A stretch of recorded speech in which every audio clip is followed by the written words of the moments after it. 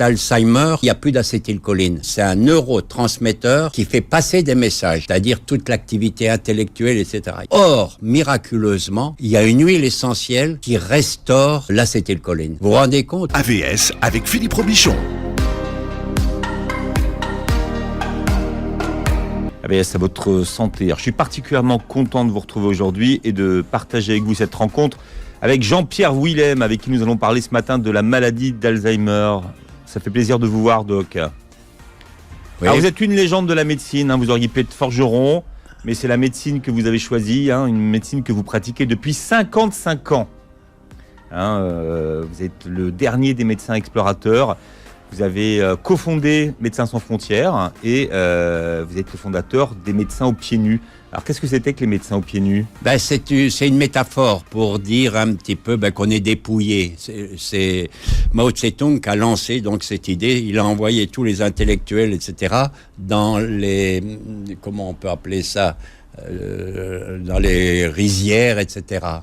Et alors, on y va pieds nus dans les rizières et on va évangéliser, apporter le bon message avec des plantes, des produits naturels. Donc, le terme, la métaphore me plaisait pour le dépouillement et l'aspect préventif et les médecines naturelles. Alors, tout le monde en parle, de la médecine naturelle, ouais. Alors que vous êtes un des pionniers en France. Mais il y a eu d'autres pionniers, puisque c'est un livre qui a été écrit en 1928 qui vous a livré les premiers secrets sur les huiles essentielles, dont vous portez la parole depuis des années.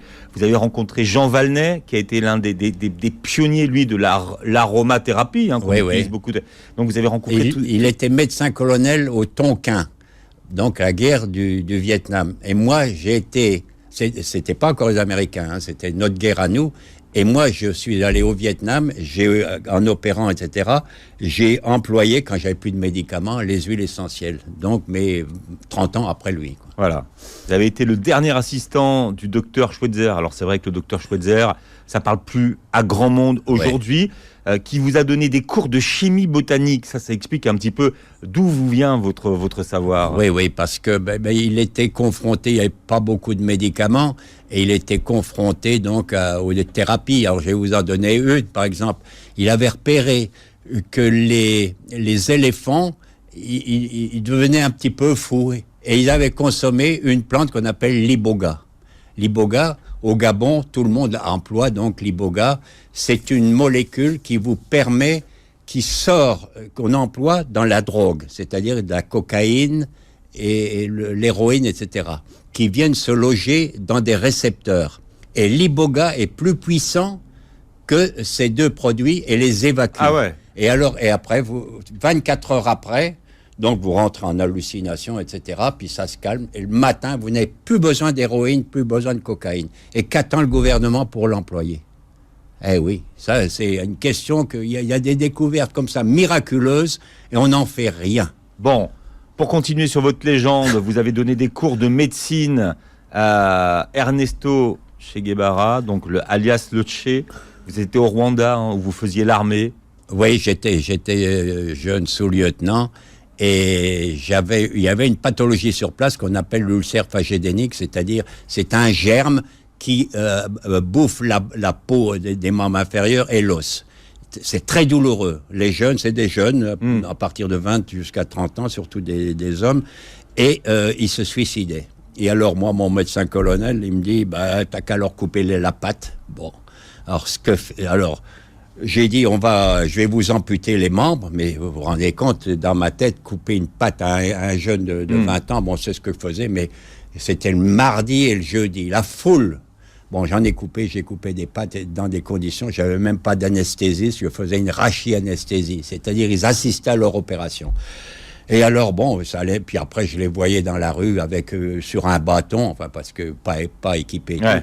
Et Eureka! Je me suis dit, mais comment les momies se conservent. Vous savez que les momies se conservent. Il y a l'eau qui s'en va, mais les corps ne passent pas en putréfaction. Mais je me dis, qu'est-ce qu'ils mettaient ? Du miel. Non, ils mettaient du natron et ils mettaient des extraits aromatiques. Il n'y avait pas encore des huiles essentielles. C'est précurseur des huiles essentielles. Du natron, c'est quoi le natron ? Natron, c'est un sel qu'on envoie dans les vaisseaux, etc. Et alors, je me suis dit, je vais faire mieux que l'extrait aromatique, je vais mettre des huiles essentielles. Et là-bas, il y avait l'eucalyptus radiata, huile essentielle, antibactérien, antiviral. Je l'ai mis sur la peau, là où il y avait la grosse plaie. 3 semaines après, la plaie était nettoyée. 4e semaine, bourgeonnement, c'était guéri. Mais alors, j'ai été accueilli, c'est incroyable, partout. Et alors, le Che Guevara a entendu parler de moi.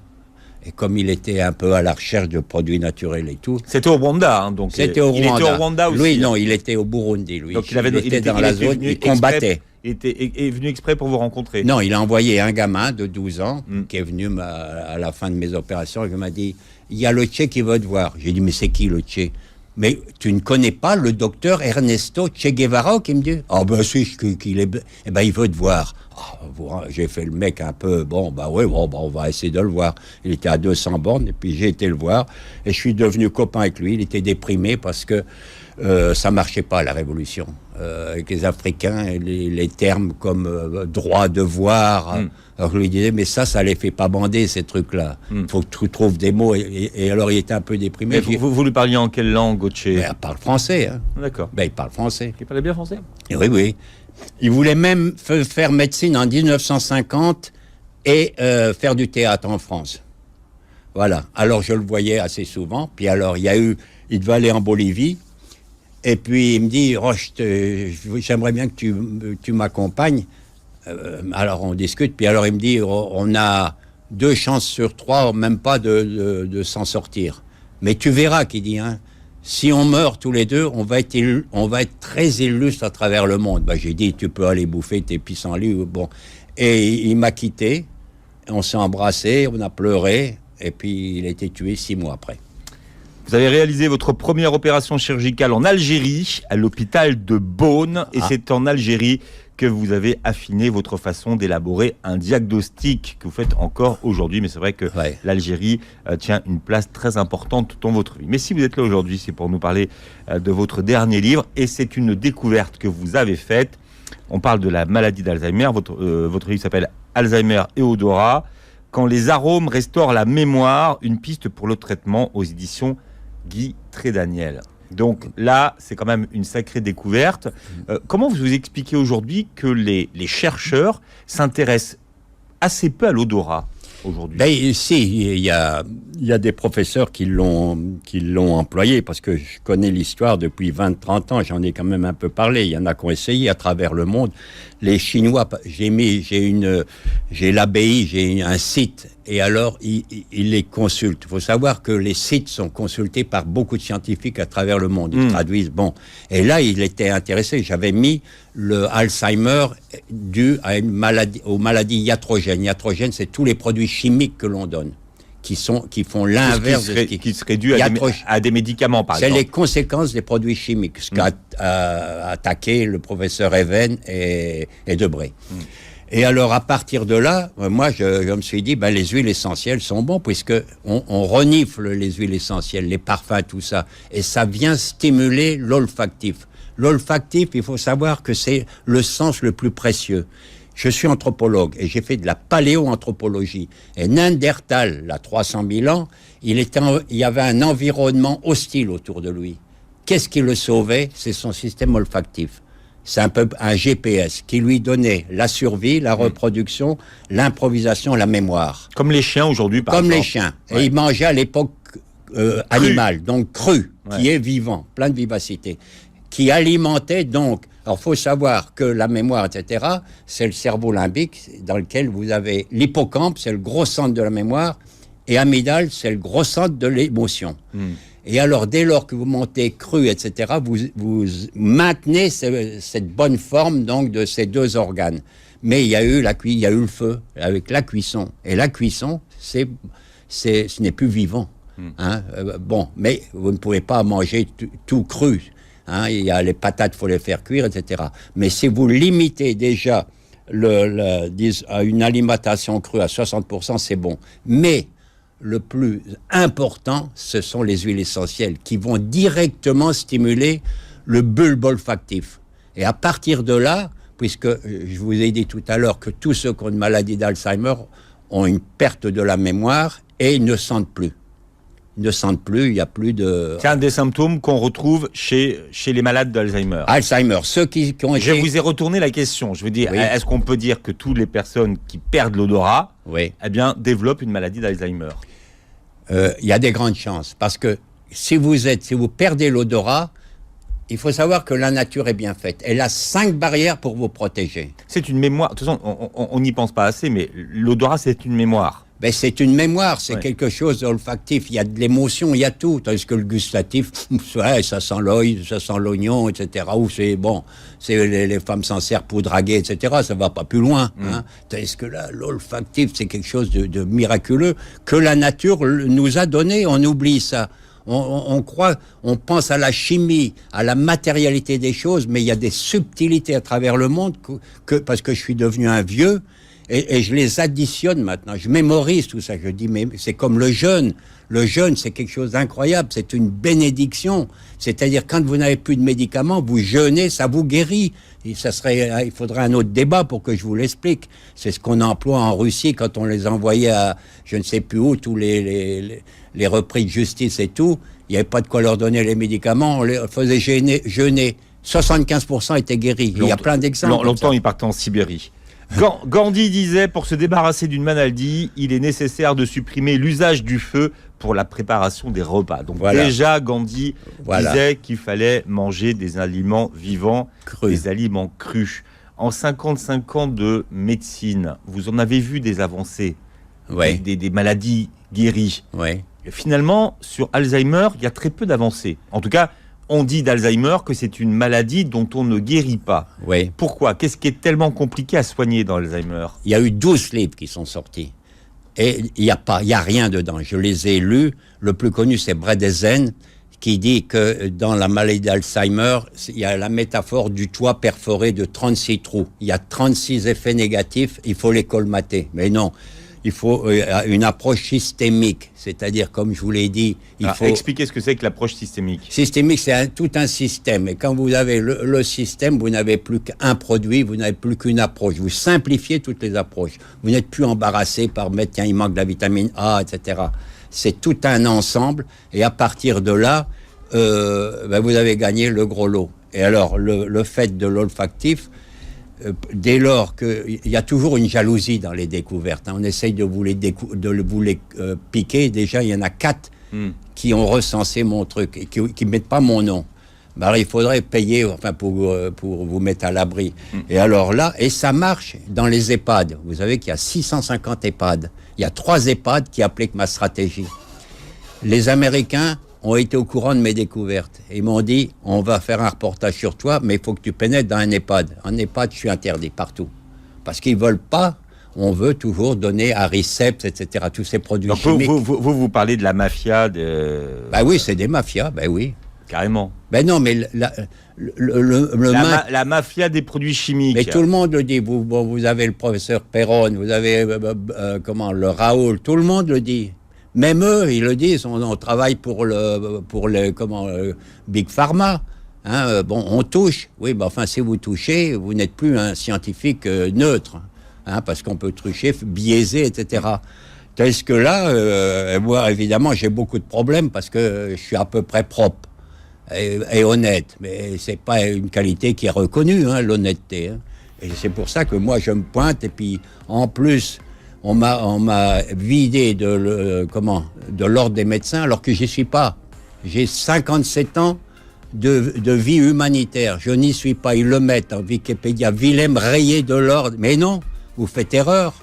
Hein, je n'y suis pas, je suis libre, je suis un mec libre, je suis dans aucune association, etc. Voilà, et c'est Jean-Pierre Willem qui est avec nous. Je dis que vous étiez un des pionniers en France des huiles essentielles, mais c'est vrai que vous en avez parlé avant que tout le monde s'intéresse, que tous les sites internet, que tous les naturopathes s'intéressent aux huiles essentielles. Vous qui avez connu l'indépendance de l'Algérie, vous étiez en Algérie en 62. Hein. C'était votre deuxième voyage. Oui, et j'ai eu droit au you-you. Parce que j'en ai soigné beaucoup de monde. Et puis alors, je me suis retrouvé le garde-corps et le médecin de Chadli. Voilà. Le commandant Chadli Benjedid. Un playboy qui parlait un peu français. Et malheureusement, j'aurais dû aller le voir et il est mort un peu trop tôt. Ouais. Hein, mais... Vous avez dit que vous allez chanter, mais je préfère pas. On fait l'émission et après vous chantez si l'émission est bien. Donc on parle de la maladie d'Alzheimer à l'occasion de la publication de votre nouveau livre qui s'appelle Alzheimer et odorat, quand les arômes restaurent la mémoire, une piste pour le traitement. Aujourd'hui, quand on parle de maladie d'Alzheimer, on est quand même très loin de ce que son inventeur, Monsieur Alzheimer, avait décrit en 1906. Ben, il a fait la description. Hein. Bon, on sait exactement. Bon, il y a plus des éléments protéiniques qui bloquent le système.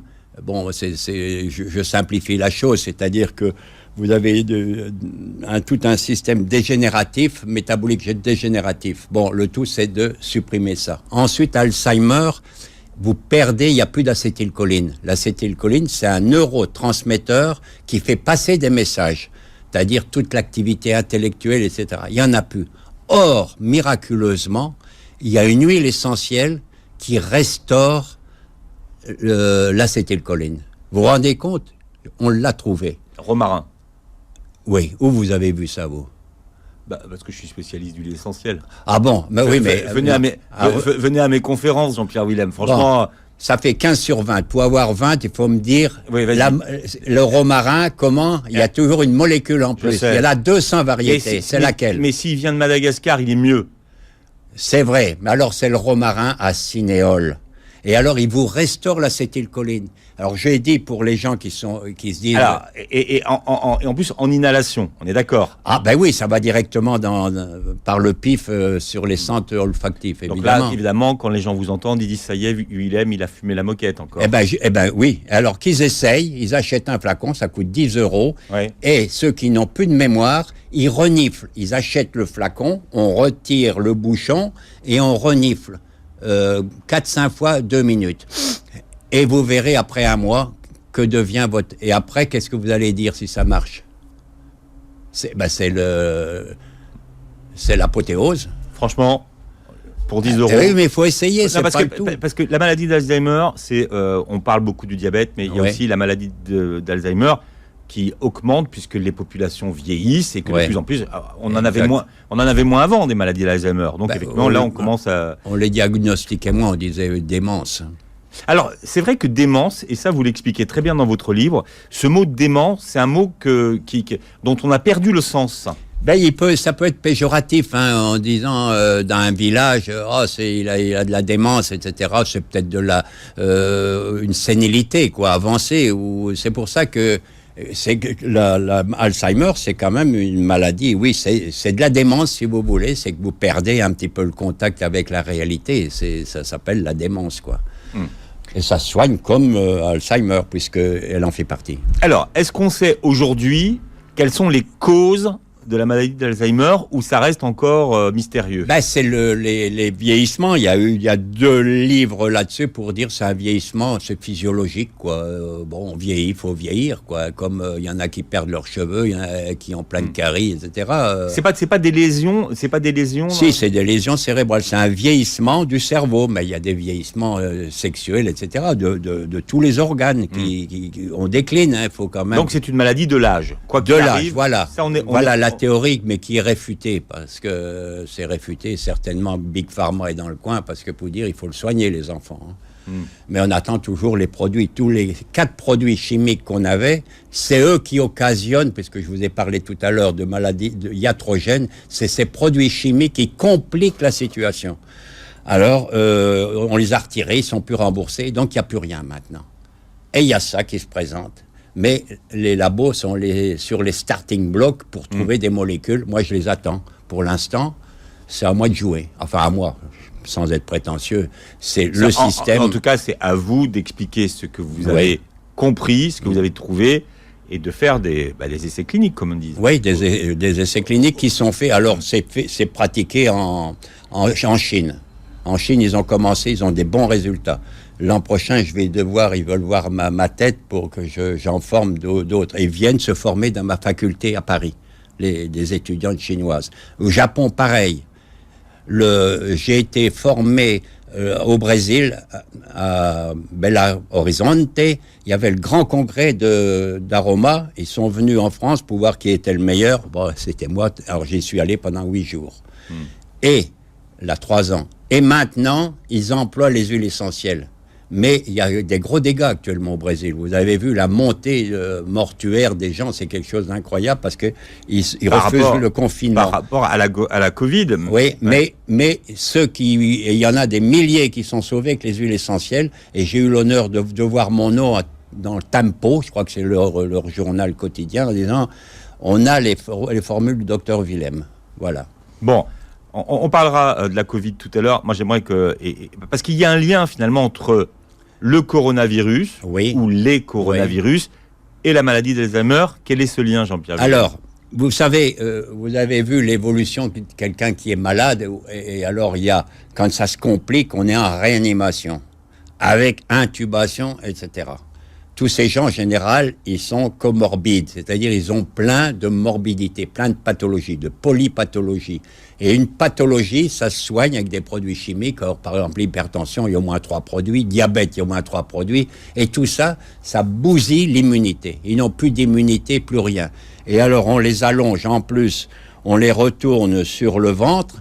Mais alors, il faut savoir, ils sont obèses. Ils sont surtout les obèses, 70%. Ils sont obèses. Alors, à partir de là, leur diaphragme est comprimé. Et ils étouffent, en plus, un petit peu ce qu'on voit au niveau des flics. Et alors, et ça s'enchaîne, tout ça, ça s'enchaîne sur, ils ont troubles de mémoire dans les semaines qui viennent, troubles de mémoire, agitation, déprime, etc. Ils ont tous les symptômes de la maladie d'Alzheimer. Donc, les cas graves, les jeunes, mais alors les jeunes qui l'attrapent, qui ont 25 ans, qui ont plus de... Ils perdent donc le... Alors là, c'est pas l'odorat, c'est le goût qu'ils perdent. Oui, mais l'odorat. Ceux qui perdent l'odorat... Dans Alzheimer, dans le cas de la Covid, certains perdent l'odorat. Ah oui, il y en a plein et qui ont du mal parce que, je vous ai dit, les 5 barrières ont sauté. La barrière immunitaire intestinale, le sang, le complément, les cellules endothéliales et la barrière hémato-encéphalique. Alors ça, ce sont... Ce sont les 5 barrières dont l'être humain bénéficie. Elles filtrent tous les antigènes. Alors, répétez les barrières. Comment ? Alors, la barrière immunitaire intestinale, c'est pour ça qu'il faut prendre des probiotiques. Les bactéries déjà bouffent le microbiote. Bien. Ensuite, vous avez le complément, c'est-à-dire vous avez la rate, le foie, etc. C'est des cellules protectrices. Ensuite, vous avez le sang. Il y a dedans, vous avez les leucocytes, enfin les globules blancs, les macrophages, etc. Les cellules endothéliales. Et la dernière, après, il n'y a plus rien.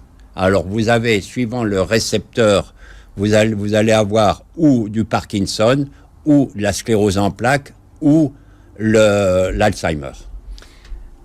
Au niveau du diagnostic de la maladie d'Alzheimer, on peut la diagnostiquer à partir de quel stade d'évolution ? Oui, il y a 3 étapes. Déjà, alors il y a une qui n'a pas beaucoup de cliniques dedans. La deuxième, c'est prédémentiel. Il y a quelques signes, perte de mémoire, des fois... Mais ça, c'est combien d'années avant que... Ah, il y a des fois, il y en a... La première étape, c'est 10 ans. Ensuite, c'est 2, 3, 4 ans. Après, vous avez encore 6-7 ans, et puis après survient la mort, ils ne meurent pas forcément d'Alzheimer, ils viennent d'une complication des escarres ou des trucs comme ça, ou au niveau rénal. Mais est-ce qu'il y a des... Parce que vous, alors évidemment, vous avez votre méthode, elle est basée sur l'olfactif. Ouais. Est-ce qu'il existe un test de dépistage olfactif ? Ah oui, il y en a 3 même. Ah oui, il y a le test olfactif, c'est-à-dire que des naturopathes, c'est-à-dire que vous reniflez toutes les huiles essentielles et il y en a une qui vous convient. Vous le voyez tout de suite. C'est comme vous, comme les gens, ils ont leur parfum qui leur convient, qui rentre en vibration, qui rentre en harmonie avec vous. Moi, malheureusement, mes huiles essentielles coûtent un peu cher. C'est le santal et la rose. C'est-à-dire, c'est des trucs, c'est très aristo, comme huile essentielle, mais il y en a, ça peut être la lavande, etc. Et ça correspond à votre personnage, parce que il y a des molécules dedans, c'est pas ésotérique. Mais alors, quel rapport avec l'Alzheimer, ça ? Non, mais déjà pour savoir, une huile essentielle qui vous convient dans l'Alzheimer, c'est précieux. Ça veut dire que elle va se calquer sur votre individu, sur votre terrain. Vous avez déjà c'est comme en homéopathie, vous avez un remède qui vous convient. Ça peut être Nux vomica, etc. C'est pareil. Ça, c'est un peu quantique, vous allez me dire. Mais derrière, il y a quand même de la chimie. Hein. C'est pas ésotérique 100%. Et donc, une fois qu'on a l'huile essentielle qui nous convient, donc qui rentre en résonance avec nous-mêmes, qu'est-ce qu'on en fait? Ben, vous la prenez. Vous la prenez. Hein. C'est comme si vous draguez, vous voyez une belle fille, vous n'allez pas, vous continuez pas quand même. Hein. Donc vous la prenez en préventif? On peut la prendre en préventif. Elle ne peut vous faire que du bien parce que au niveau vibratoire, ça vous convient. Donc ça vibre. Vous voyez, même les mots sont métaphoriques. Alors ça ne peut vous faire que du bien. Alors attention, parce que les huiles essentielles, c'est à manipuler avec beaucoup de précautions. Exact. Quand même. Oui, donc, oui. Oui, bien sûr. Quels sont les conseils qu'on peut donner aux gens pour justement les utiliser? Ben, il y en a qui sont, il y en a d'abord qui sont interdites, ou alors réservées à vraiment des spécialistes. En général, dans tous les livres, vous avez des pages complètes pour éviter qu'il y ait une catastrophe. Quand c'est au niveau donc par exemple les huiles essentielles, l'acétone, c'est dangereux, c'est celle qui fait maigrir. Vous avez celles aussi qui, quand vous avez des mucosités, bon, ils sont un peu dangereux, mais c'est pas catastrophique. Hein. On le donne, il y en a pas de mortel. Il y en a pas de mortel, donc il faut le savoir. Et puis vous regardez dans les livres, faut toujours regarder dans les livres, on le met, le danger potentiel. Quels sont les premiers signes auxquels ceux qui sont confrontés à la maladie doivent faire attention? Ben, ça peut être déjà, les gens se rendent inutiles. Et puis, j'ai rien fait dans ma vie, enfin, j'ai rien fait de mal dans ma vie, j'ai bien mangé, etc. Qu'est-ce qui m'arrive? Il y a une frustration. Et puis, ça peut être aussi, comme on n'est pas bien dans sa peau, il peut y avoir une révolte, il peut y avoir de l'agitation, de la méchanceté, de la dépression. Vous avez tout un catalogue de maladies psychiatriques ou psychologiques. Et suivant l'évolution et suivant la quantité, vous voyez à quel stade vous en êtes. Vous voyez, vous le suivez, c'est pour ça que c'est pas forcément une perte de mémoire, parce que beaucoup apparentent la maladie d'Alzheimer. D'ailleurs, quand on cherche un mot ou quand on a oublié quelque chose, on dit c'est mon Alzheimer. Oui, non, ça fait partie du vieillissement. Puis alors, c'est surtout quand on est stressé. Les stressés, ben, en général, la mémoire, ils vous la mettent dans un coin, puis vous l'oubliez. Puis quand ça va mieux, quand vous êtes relax et tout, mais bon, on est dans un temps où c'est difficile de ne pas être stressé quand même. Voilà, alors c'est une révolution dans le traitement de la maladie d'Alzheimer. Le docteur Jean-Pierre Willem est avec nous. Vous êtes un des pionniers de ces médecines dites naturelles et des huiles essentielles que vous avez contribué à médiatiser en France. Et vous publiez Alzheimer et odorat, quand les arômes restaurent la mémoire, une piste pour le traitement aux éditions Guy Trédaniel. Alors, comment ça fonctionne, votre traitement? Vous avez commencé à nous en parler un petit peu tout à l'heure. Comment finalement, donc quoi, c'est une thérapie olfactive, on peut dire ça comme ça, va restaurer la mémoire et réparer des zones qui ont des lésions. Le tout, c'est que ça permet de restaurer votre terrain. Vous avez un bon terrain, c'est-à-dire une bonne vitalité. Alors, à partir de là, donc, j'ai donné donc le schéma de l'alimentation crue. Tout le monde est au courant que le cru est meilleur, mais enfin, manger 100% de cru, c'est difficile. Mais déjà 60%, vous rapprochez quand même de la bonne formule. Mais surtout, donc, les huiles essentielles. Il y en a des variétés. C'est-à-dire que plus on vieillit, moins on a des bonnes dents et plus c'est compliqué de manger cru quand même. Oui, ça c'est un petit détail. Hein. On a des dentistes. Hein. Oui, il y a des dentistes, je suis d'accord, mais bon. Manger cru, ça demande de mâcher. Il faut mâcher. Il faut mâcher beaucoup. Oui, mais le fait d'accélérer l'articuler au niveau psychologique, vous pouvez pas savoir le bienfait que ça peut vous faire, vous voyez, parce que tout interfère dans votre santé. Hein. Alors, le fait, on mange bien, etc., on mastique bien, il y a aussi le stress qui joue, ça c'est évident, mais on a une huile essentielle, c'est le néroli. Le néroli, c'est que vous mettez 2 gouttes sur le sternum, 2 gouttes de néroli seulement, c'est supérieur au Prozac. Vous vous rendez compte, ça paraît, c'est incroyable, ça.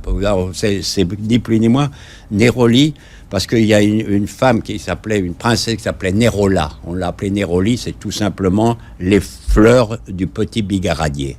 Et ça sent vraiment bon. Bon. Est-ce qu'il y a des contre-indications au Néroli, Jean-Pierre Non, Willem? pas du tout. D'accord. Pas du tout. Quand même, prévenir. Oui, oui. Ouais. Non, mais je vous l'aurais dit. Ah non. Vous parlez de ce qu'on appelle l'autophagie. Qu'est-ce que c'est que l'autophagie, avec un L apostrophe, et Oui. en quoi est-ce que stimuler l'autophagie, c'est important en cas de maladie d'Alzheimer? C'est-à-dire que, grosso modo, là aussi, si j'emploie une métaphore, c'est-à-dire que vous avalez tout ce qui n'est pas sain et vous le rejetez, quoi, grosso modo, quoi. On fait en sorte d'avoir une bonne alimentation. Mais si je veux caricaturer, par exemple, vous avez la bromélaïne que l'on trouve dans l'ananas, et la papaïne, elle aussi, elle mange les mauvaises protéines qu'on emploie en cancéro. Les deux, c'est excellent. Mais enfin, c'est quand même un bon dessert, quoi. Voilà un petit peu l'histoire de l'autophagie.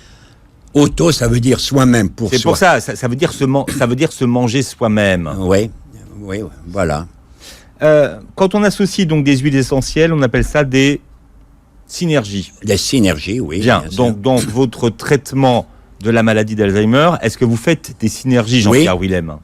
Alors, le matin, parce que quelqu'un a un Alzheimer, il a le même parcours que vous, c'est-à-dire il a besoin d'être stimulé le matin et puis de se calmer le soir. Donc, le matin, on peut mettre le romarin qui booste, on peut mettre aussi l'essence de citron. C'est pas une huile essentielle, c'est l'essence de citron. Vous pouvez l'associer. Vous pouvez mettre... Il y en a tellement d'huiles essentielles vous pouvez mettre aussi le laurier noble, vous pouvez mettre, il y en a beaucoup d'huiles essentielles qui calment. Et j'ai fait à la fin presque il y a les synergies. Il y a toutes les synergies. Pour ceux qui vont acheter le livre, il y a vos associations d'huiles essentielles et à quel moment de la journée il faut les utiliser et les prendre. Oui, parce que les gens, les accompagnants ou les aidants ou ceux de la famille, ils peuvent suivre l'évolution, ils savent où il en est et ils peuvent colmater les troubles parce qu'ils les connaissent, ils vivent côte à côte là. Et ils vont leur donner s'il y a de l'agitation, s'il est un peu déprimé, s'il veut cogner, s'il veut se sauver. Il y a aussi la déambulation. Vous avez de temps en temps des Alzheimer qui se barrent. Et on a une thérapie. Mais qui se perdent. Non, oui, mais enfin, ils quittent les lieux quand même. Oui, non, ils se perdent. Ils sortent. Mais avant de se perdre, ils quittent les lieux quand même. Donc, ils ont perdu déjà l'orientation. Quand vous dites qu'ils quittent les lieux, c'est qu'ils quittent la maison. Ils quittent la maison. Ouais. Ça s'appelle la déambulation. Il y en a qui tournent aussi en cage, puis il y en a qui ouvrent la porte et puis qui se barrent et qu'on retrouve 2 jours, 3 jours après. Et on a une thérapie pour cela. Vous voyez, tout est précis. La nature, je vous dis, c'est une richesse. Qu'est-ce que vous faites pour les gens qui déambulent? D'abord, on les calme, tout simplement. Puis il n'y a pas que les huiles essentielles. Je donne du griffonia. Dans le griffonia qui recapture la sérotonine. La sérotonine, c'est la joie de vivre, c'est le bien-être. Et puis, c'est la satiété, c'est-à-dire les boulimiques, il faut qu'ils en prennent parce qu'il y a un moment donné, on dit stop, ça y est, t'as assez mangé. C'est la sérotonine, ça c'est la plus noble. Ils n'ont pas les signaux, ceux qui les boulimiques. Oui, mais c'est marrant ce livre, vous pouvez jouer, enfin c'est marrant, on est quand même dans un contexte dramatique quand on a quelqu'un quand même de malade, mais enfin il y a quand même une joie derrière de pouvoir récupérer votre parent du grand-père ou je ne sais pas quoi. Et en plus, vous n'êtes pas ridicule. Et quand vous dites récupérer, Jean-Pierre Willem, améliorer, il n'y a pas de miracle. Oui, non, parce que c'est ça qu'il faut expliquer aux gens. Il y a des gens qui vous écoutent qui disent tiens, non. Il n'y a pas de miracle. Enfin, c'est un petit miracle par rapport à ce qu'on a jusqu'à maintenant. Mais on ne peut pas retrouver les gens ad intégrum. On ne va pas les retrouver en short et courir comme des gamins. L'olfactothérapie donc du docteur Willem. Donc là, on a parlé du romarin. On revient sur les propriétés du romarin que vous utilisez. Alors le romarin, d'abord il soigne le foie, il soigne pas beaucoup de choses en plus. Mais miraculeusement, on s'est rendu compte qu'il restaure donc l'acétylcholine. C'est le neurotransmetteur de cette maladie. Par exemple, le Parkinson, et la glutamine aussi. Et la glutamine, enfin, d'un autre sens. Oui, c'est bien. J'allais l'oublier, mais il y a les deux aspects. Mais enfin, on peut pas tout dire. Non, mais il restaure ces deux neurotransmetteurs qui joue un rôle important dans la maladie de Parkinson. Il y en a un qui est en excès et l'autre en carence. Donc, il calme l'un. Il régule, voilà. Et voilà. Surtout en médecine, il y a toujours une dualité. Le yin, le yang, si vous voulez. On retrouve toujours cette dualité. Je vous ai pas entendu parce que on était confinés, mais sur la crise sanitaire qu'on vient de vivre. Des crises sanitaires, vous en avez vécu toute votre vie. Et donc, si vous vous êtes intéressé aux huiles essentielles et aux médecines naturelles, c'est parce qu'il n'y avait pas de traitement dans les endroits où vous vous trouviez pour soigner les gens. Aujourd'hui, quelle est votre première réaction, vous, face à un coronavirus tel que celui qu'on connaît de 2019 là, comment vous avez réagi quand vous avez commencé à voir la mer monter, la vague? Ah ben vous pensez que tout de suite je suis rentré dans mon domaine. Et alors, comme j'ai une newsletter à 1 million de lecteurs, c'est la plus riche au monde, point de vue médical. Hein. Alors j'ai envoyé tous mes messages, ce qui fait que certains... Vous étiez comme un diabétique dans un magasin de bonbons, là. Si vous voulez, bien joué. Ouais. Et alors, là, j'ai dit, tiens, ça fait longtemps qu'on ne s'est pas marré depuis le sida, donc là, on a le coronavirus, là, je vais m'amuser. Mais ce qu'il y a, c'est que je ne prêchais pas à des sourds et à des aveugles. Il y a quand même 40 à 50% de gens qui sont pour les médecines naturelles. Malheureusement, ça faut que je le dise ici parce que ça mérite. Les colos qui grimpent ne s'intéressent pas du tout aux produits naturels. On commence à en avoir marre de l'Amazonie, on voit qu'ils coupent les arbres, etc. Bon, on le sait ça. Mais là, on laisse crever actuellement les gens. Il y a 30 000 qui sont morts. Il n'y avait pas de traitement, puisqu'il y avait le traitement de Raoul, qui est incomplet, enfin qui est assez particulier, et il n'y a rien d'autre. Alors il emmerdait tout le monde, le pauvre, parce qu'il bloquait. Alors, vous n'êtes pas un anti-professeur Raoult, hein, loin de là. Non. Non, mais enfin, c'est pas parfait. C'est pas parfait, mais enfin, on ouvre un chapitre, ça serait trop long. Et c'est vrai que nous, on n'a pas débattu là-dessus, parce qu'effectivement... Il y avait quelque chose de positif. Il a apporté quelque chose de positif. Il a apporté une réponse à un moment donné où les gens en avaient besoin. Ouais. Maintenant, vous, donc, à ce moment-là, vous voyez arriver un virus que vous ne connaissez pas, qui attaque a priori... Non, je le connaissais. Vous le connaissez, celui-là? Ah oui, c'est le SRAS, et puis le MERS dont je m'étais occupé. Le SRAS, c'est-à-dire qui a fait des milliers de morts en Chine et à Hanoï. Et alors, vous savez que les pilotes et les hôtesses de l'air sont très portés sur la médecine alternative. Et il y a un pilote qui m'a demandé, est-ce que tu peux me préparer donc une formule et tout. J'ai donné la formule pour le SRAS, qui a été collée sur l'ascenseur de l'aéroport de Roissy et d'Orly. Bon. Et alors, ils étaient rassurés. Je ne sais pas ce qu'il en a. Donc, je m'en suis occupé de cela. Il y a eu quand même 300 morts à Hanoï. Hein. Comme vous avez fait la grippe aviaire aussi à l'époque. Alors, il y avait donc le SRAS et le MERS. Alors là, c'était beaucoup plus compliqué. Ça va intéresser donc nos auditeurs. C'est-à-dire qu'il provenait de l'infection c'est toujours une zoonose. C'est-à-dire, c'est le dromadaire qui était porteur. Bon, à ce moment-là, il y avait le pèlerinage de la Mecque qui se préparait. Et il était en Arabie Saoudite, 2 mois avant.